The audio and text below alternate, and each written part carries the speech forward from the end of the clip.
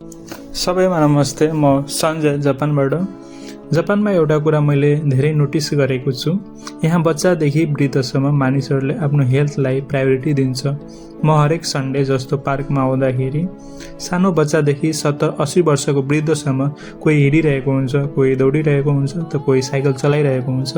तर नेपालमा हामी धेरै पटक के गर्छौँ भने पहिलो पैसा कमाऊ, स्वास्थ्य त पछि हेरौला भन्ने हुन्छ।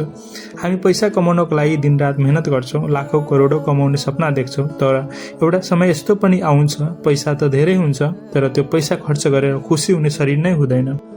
पैसा कमाउने होडमा आफ्नो स्वास्थ्य नै गुमायो भने त्यो पैसाको के अर्थ?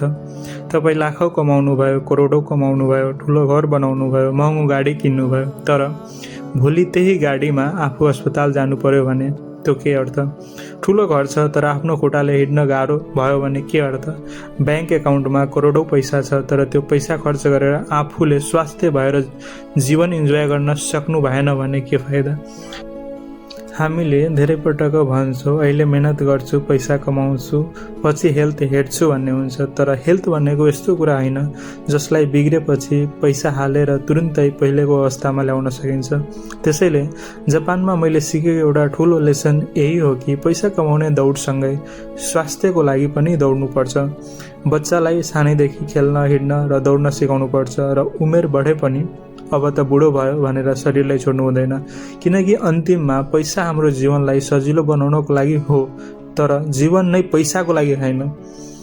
स्वास्थ्य राम्रो छ भने सानो कोठामा बसेर पनि खुसी हुन सक्छ, तर स्वास्थ्य नै छैन भने ठुलो घर र करोडौँको पैसाले पनि त्यो खुसी किन्न सक्दैन। त्यसैले पैसा कमायो तर स्वास्थ्य गुमाएर होइन, किनकि हाम्रो वास्तविक सम्पत्ति भनेको हाम्रो स्वास्थ्य शरीर नै हो। पैसा फेरि कमाउन सकिन्छ, समय पनि केही हदसम्म मिलाउन सकिन्छ, तर एकचोटि हाम्रो स्वास्थ्य बिग्रियो भने त्यो फेरि पहिलाको अवस्थामा ल्याउन धेरै अप्ठ्यारो हुन्छ, सजिलो हुँदैन।